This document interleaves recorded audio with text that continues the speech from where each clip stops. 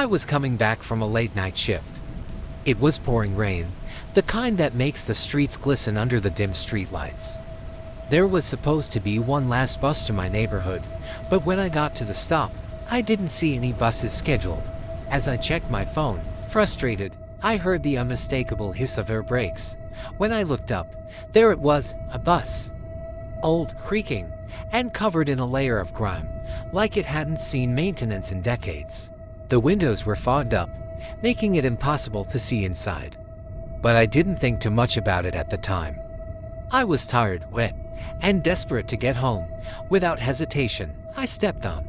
The driver didn't say a word. He just gave me a slight nod, his face hidden under the brim of his cap. There was something off about him, something I couldn't quite place.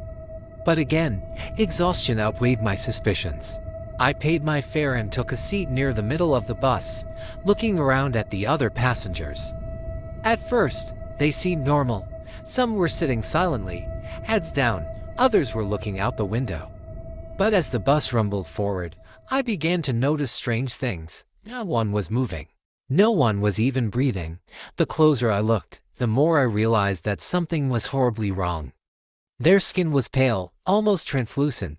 The air around them was cold, and naturally so, and the atmosphere grew heavier with every mile. I shifted uncomfortably in my seat, trying to tell myself it was just my imagination. But then, a sound broke the silence, a faint whisper. It came from behind me. My heart pounded as I turned, but no one was there. Just the empty rows of seats.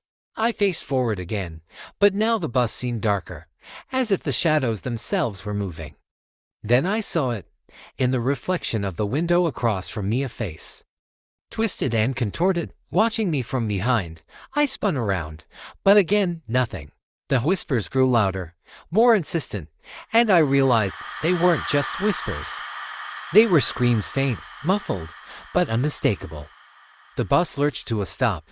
I was the only one who stood up to get off. The driver gave me another nod, but this time, I noticed his eyes. They were black, hollow, lifeless.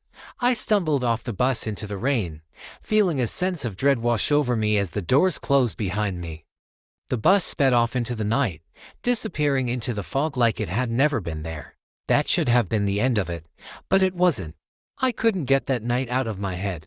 Something was wrong, terribly wrong. So, I did what any rational person would do. I started digging. It didn't take long to find the story. 20 years ago, there was a bus, just like the one I had ridden, that was involved in a horrific accident. The bus had caught fire on a narrow mountain road, trapping everyone inside. The flames spread too fast, and the passengers never made it out. They were burned alive, their screams echoing in the night. The driver was found charred in his seat, still gripping the steering wheel. Rumor had it that the bus was cursed. People said that on certain nights, the bus would reappear, picking up unsuspecting passengers, only to torment them with the presence of the souls trapped inside. I didn't believe it until I found the old news articles. The details matched perfectly. The route, the bus number, even the description of the driver. It was the same bus I had taken that night. I couldn't let it go. I had to see it for myself again. So, I returned to that bus stop on another rainy night. Sure enough, the bus appeared, just as it had before. This time, though, I knew what I was stepping into. As I boarded, the atmosphere was different. The cold was biting, and the air smelled of smoke and charred flesh. The passengers were the same, motionless, silent. But now, I could see them for what they really were, ghosts.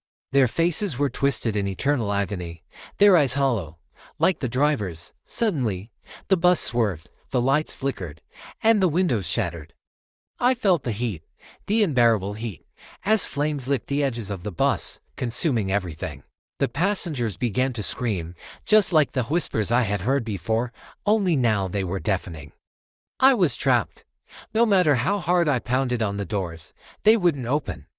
The flames grew closer, the air thick with smoke, and the driver turned to face me, his skin melting away, revealing the burned remains underneath. His mouth opened, but instead of words, a low, guttural growl came out. The last thing I remember is the fire closing in, the heat unbearable, and then nothing. I woke up on the side of the road, soaked from the rain, the bus nowhere to be seen. But I know what I saw. I know what happened.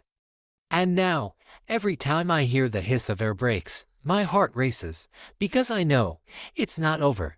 It's never over.